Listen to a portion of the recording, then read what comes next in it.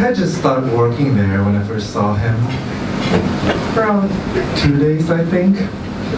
And since then, he would come by often, almost every weekend. He'd sit at the bar, a glass of scotch in his hand, giving me this intense stare as I danced with my other customers down front. Fresh meat always demanded the attention of the crowd. But even with all the people, our eyes would always end up connecting, as if they were searchlights from the lighthouse. I would shed more of my clothes as the night progressed, and then music became louder, and the crowd became thicker. And by midnight, I'll be down to only a leather thong. And still he'll be sitting there giving me that same intense stare. My act became more sensual, and I'll stare back at him as if this were all only for him. And soon came the time for me to surrender the limelight. But for some reason, tonight was different. After my act, I once again started our little game of cat and mouse. I began walking towards him, and as I got closer, he got up and started making his way to me. I knew he'd be my customer for the night. When I got close enough, I grabbed his shirt by the collar and pulled his face to mine, aggressively locking lips with him. After a short while, we separated, and I dragged him through a corridor that leads to the backstage area. Lining the walls were doors to rooms which are used for a special type of physical activity. I opened the door and shoved him in, and I followed him in and grabbed a nearby chair and forced him to sit. I locked the door and straddled his waist. I heard something fall to the floor, but I didn't care enough to look.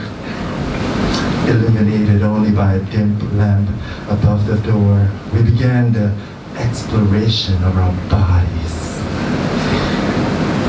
He placed his hands on my bare chest, and I leaned back and pushed my hips forward. He slid his hands up my abs, onto my chest. Then I gripped his arm to pull myself upright again. Our faces close. I felt his hand slide up to the back of my head where he grabbed a fistful of hair. Then I pushed myself off him. It wasn't good to give in to the demands of the customers so early. A good tease required a good build-up, so I spent the next 20 minutes teasing and withdrawing from his grasp, like a predator playing with its prey, refusing to let him dominate me. Yet, as our playtime continued, our breathing became louder and more ragged. The light played with the contour of his body. Every muscle movement exaggerated under it like waves rippling under his skin. The gravity on the wall was our inspiration.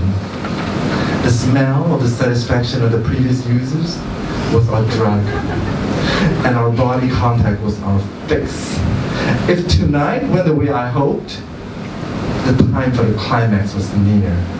So I walked behind him and kissed his neck, slid my hands down further and further until my fingers reached just above that delicious bulge. All of a sudden, we were knocked out of our trance by commotion outside. I walked to the door. Right as I was about to open it, I heard someone yell, "Police, police! Put your hands above your head and don't move!"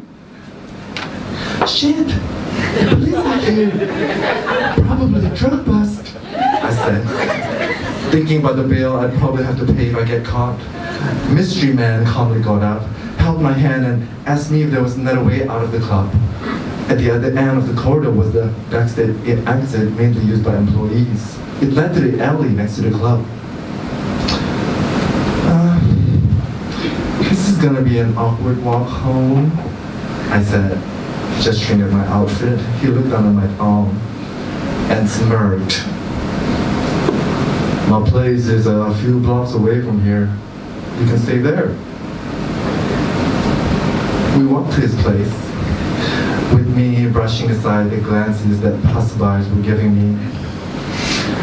Once we arrived, he went to his room to change clothes and find me something to wear.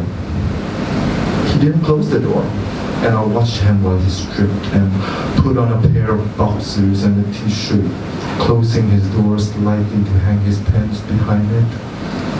While he rummaged around in his closet to find me a change of clothes, I walked around his apartment, noticing that he kept everything minimalistic and simple. No pictures to betray his personal life. He came back with a pair of shorts and a shirt. I've got only one bed though, he said while watching me put his clothes on. I can sleep on the couch. No, you'll sleep next to me, he interrupted, and I shivered at his tone. Want anything to eat or drink? No thanks, I replied. Then I was suddenly pushed against a nearby wall, his body flush against mine. Then let's get down to business, he said, covering his lips with mine in a sloppy tongue kiss. He then started trailing his lips down to my neck, biting and kissing. Why'd you give me a change of clothes? You were just gonna fuck right after I put them on, I asked him. Just so I can pull them off your delicious body, he said, feeling his lips curve into a smile. He then picked me up and carried me to his room, throwing me onto the bed. I looked up at him and I bit my lip as he slowly pulled his shirt off, our roles now reversed, when he slid his hands down his exquisite abs and under the elastic of that waistband, causing his boxers to fall, and he grabbed his... Oh yeah.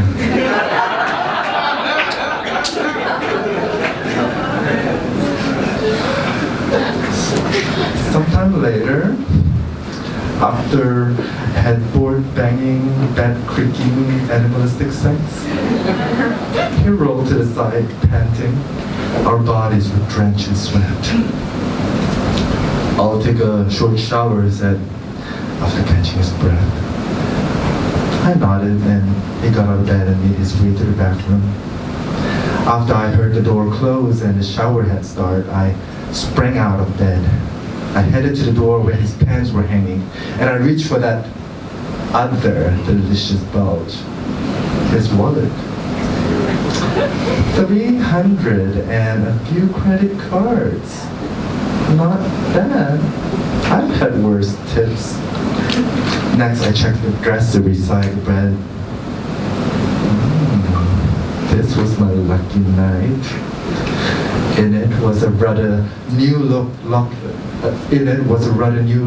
Rolex watch, as well as 2 silver-studded bangles, 3 pairs of studded earrings, and a box full of rings. I turned around to grab some clothes from the discarded pile on the floor and then put them on before stuffing the loot into my pockets. I then left the apartment, closing the door quietly behind me, sighing and chuckling when I did not get caught. My customer satisfaction is important, but nothing